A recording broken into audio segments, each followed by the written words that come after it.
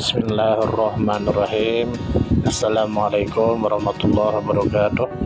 Dengan nama Tuhan yang Maha Pengasih lagi Maha Penyayang, bertemu lagi dengan channel Senyum Tipis. Kami akan menemani waktu Anda beberapa menit ke depan. Terima kasih sudah mau mampir. Semoga Anda semua dan kita semua disehatkan badan, dilancarkan rezeki, dikabulkan segala hajat. Semoga kita masuk surga. Semoga kita terbebas dari hutang. Amin ya rabbal alamin. 11 tradisi amalan bulan Muharram. Pertama, tradisi keyakinan bahwa bulan Muharram adalah bulan keramat. Keyakinan semacam ini masih bercokol pada sebagian masyarakat. Atas dasar keyakinan ala jahiliyah inilah banyak di kalangan masyarakat di beberapa tempat yang enggan menikahkan putrinya pada bulan ini karena alasan akan membawa sial dan kegagalan dalam berumah tangga. Silahkan buka kitab Syarh Masail Al-Jahiliyah karya Dr. Sholih Al-Fauzan halaman 302. Ketahuilah kita semua, hal ini adalah keyakinan jahiliyah yang telah dibatalkan oleh Islam. Kesialan tidak ada sangkut pautnya dengan bulan, baik Muharram, Safar atau bulan-bulan lainnya. Kedua adalah tradisi membaca doa awal dan akhir tahun. Silahkan buka kitab Islahul Masajid, Al-Qashimi halaman 129. Syekh Bakar bin Abdillah Abu Zaid berkata tidak ada dalam syariat ini sedikit pun doa, atau zikir untuk awal tahun, demikian pula puasa awal tahun baru, menghidupkan malam pertama bulan Muharram dengan salat, zikir atau doa, puasa akhir tahun dan sebagainya yang semua ini tidak ada dalilnya sama sekali. Silahkan buka kitab Tasi Adua, Bakar Abu Zaid halaman 107. Ketiga adalah tradisi peringatan Tahun Baru Hijriyah. Tidak ada keterangan dalam as-sunnah anjuran mengadakan peringatan Tahun Baru Hijriyah. Keempat adalah tradisi puasa awal tahun baru Hijriyah, demikian pula tradisi puasa akhir tahun yang mana kedua tradisi itu tidak berpijak pada dalil Al-Quran dan hadis sama sekali. Dalil yang mereka pakai adalah sebuah hadits yang artinya barang siapa yang puasa pada akhir hari Zulhijjah dan puasa awal tahun pada bulan Muharram, maka dia telah menutup akhir tahun dengan puasa dan membuka awal tahunnya dengan puasa. Semoga Allah menghapuskan dosanya selama 50 tahun. Hadits ini adalah hadits yang palsu menurut timbangan para ahli hadits. Silahkan buka kitab Al-Alai Al-Masnu'ah As-Suyuti, dan silahkan buka kitab Tanzihus Syariah Ibnu Arok dan silahkan buka kitab Al-Fawaid Al-Majmu'ah Asy-Syaukani nomor 280. Kritik hadits-hadits doif atau lemah populer, Abu Ubaidah Yusuf As-Sidawi halaman 114. Kelima adalah tradisi menghidupkan malam pertama bulan Muharram. Ada seorang ulama yang bernama Syekh Abu Syamah berkata tidak ada keutamaan sama sekali pada malam pertama bulan Muharram. Aku sudah meneliti dalil yang sahih maupun yang lemah dalam masalah ini. Bahkan dalam hadits-hadits yang palsu juga tidak disebutkan. Aku khawatir bahwa perkara ini hanya muncul dari seorang pendusta yang membuat-buat hadits. Silahkan buka kitab Al-Baits ala Inkaril Bidawal Hawadits halaman 239. Keenam adalah sebuah tradisi menghidupkan malam hari Asyura. Kita mulai dari malam harinya. Banyak manusia yang menghidupkan malam hari Asyura, baik dengan salat, doa dan zikir atau sekedar berkumpul-kumpul. Perkara ini jelas tidak ada tuntunan yang menganjurkannya secara khusus. Mengkhususkan doa pada malam hari ini dengan nama doa hari Asyura, yang konon katanya barang siapa yang membaca doa ini tidak akan mati tahun tersebut. Atau membaca surat Al-Quran yang disebutkan nama Musa pada salat subuh hari Asyura. Semua ini adalah perkara yang tidak dikehendaki oleh Allah, Rasul-Nya dan kaum mukminin. Ketujuh adalah tradisi salat Asyura. Salat Asyura adalah salat yang dikerjakan antara waktu zuhur dan asyar, 4 rakaat, setiap rakaat membaca Al-Fatihah sekali, kemudian membaca ayat kursi 10 kali, Qul huwallahu ahad 10 kali, Al-Falaq dan Anas 5 kali. Apabila selesai salam, istighfar 70 kali. Orang-orang yang menganjurkan salat ini dasarnya hanyalah sebuah hadits palsu. Silahkan buka kitab Al-Fawaid Al-Majmu'ah nomor 60 dan silahkan buka kitab Al-Alai Al-Masnu'ah.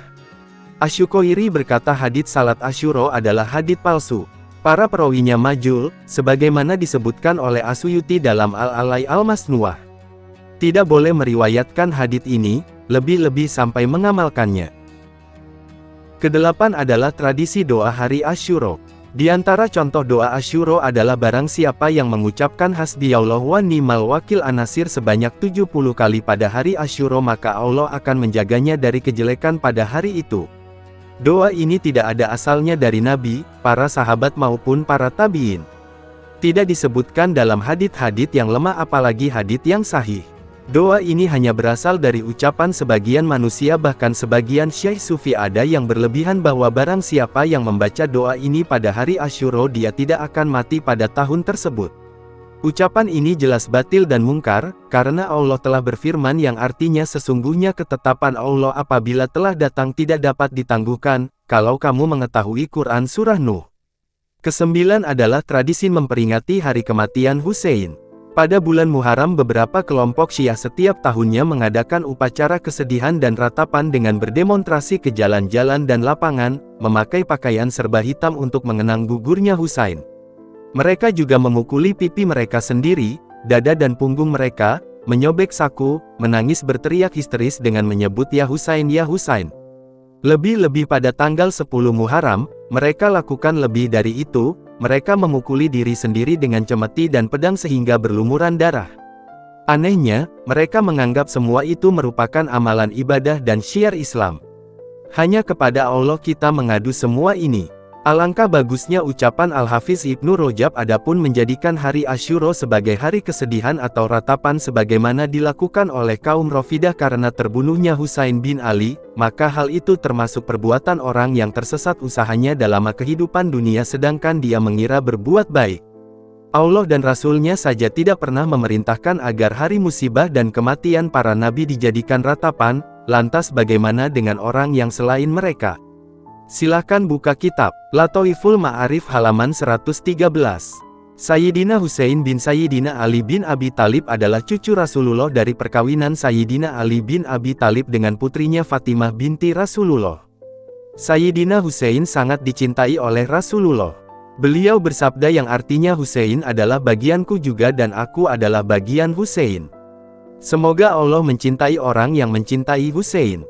Husain termasuk cucu keturunanku. Hadis riwayat Tirmidzi 3775 dan hadis riwayat Ibnu Majah 144 dan hadis riwayat Ibnu Hibban 2240 dan hadis riwayat Hakim dan hadis riwayat Ahmad. Husain terbunuh pada peristiwa yang sangat tragis, yaitu pada tanggal 10 Muharram tahun 61 Hijriah, di sebuah tempat bernama Karbala, karenanya peristiwa ini kemudian lebih dikenal dengan peristiwa Karbala. Lihat kisah lengkapnya dalam kitab Al-Bidayah wan Nihayah Imam Ibnu Katsir jilid 8 halaman 172-191. Namun, apapun musibah yang terjadi dan betapapun kita sangat mencintai keluarga Rasulullah bukan alasan untuk bertindak melanggar aturan syariat dengan memperingati hari kematian Sayyidina Husain. Sebab, peristiwa terbunuhnya orang yang dicintai Rasulullah sebelum Sayyidina Husain juga pernah terjadi seperti terbunuhnya Sayyidina Hamzah bin Abdul Muthalib, dan hal itu tidak menjadikan Rasulullah dan para sahabatnya mengenang atau memperingati hari peristiwa tersebut, sebagaimana yang dilakukan orang-orang Syiah untuk mengenang terbunuhnya Sayyidina Husain. Ke-10 tradisi peringatan Hari Sukacita. Yang dimaksud Hari Sukacita adalah hari menampakkan kegembiraan, menghidangkan makanan lebih dari biasanya dan memakai pakaian bagus. Mereka yang membuat acara ini, ingin menyaingi dan mengganti hari kesedihan atas peristiwa terbunuhnya Husain dengan kegembiraan, kontra dengan apa yang dilakukan orang-orang Syiah. Tentunya, acara semacam ini tidak dibenarkan dan tidak ada satu dalil pun yang membolehkan acara semacam ini. Ke-11 adalah tradisi atau adat ritual yang sering dilakukan di daratan Jawa atau yang dikenal dengan istilah kirab satu syuro, mulai dari keyakinan mereka terhadap benda pusaka keraton, keyakinan kerbau yang punya kekuatan gaib, tirakatan dengan doa dan zikir pada malam harinya. 11 tradisi di atas hanyalah sebuah tradisi yang silahkan dilakukan jika ingin dilakukan dengan catatan tidak mengatakan tradisi itu sebagai ajaran Islam dengan membaca dalil palsu atau dalil lemah. Dan jangan hina serta jangan paksa orang yang tidak mau melakukan 11 tradisi di atas tersebut. Bijak-bijaklah dalam bersikap. Salam damai. Terima kasih banyak. Mohon maaf jika ada salah. Semoga kita masuk surga Semoga kita semua disehatkan badan, dilancarkan rezeki, dikabulkan segala hajat. Terima kasih banyak, sampai bertemu di pertemuan selanjutnya. Salam damai.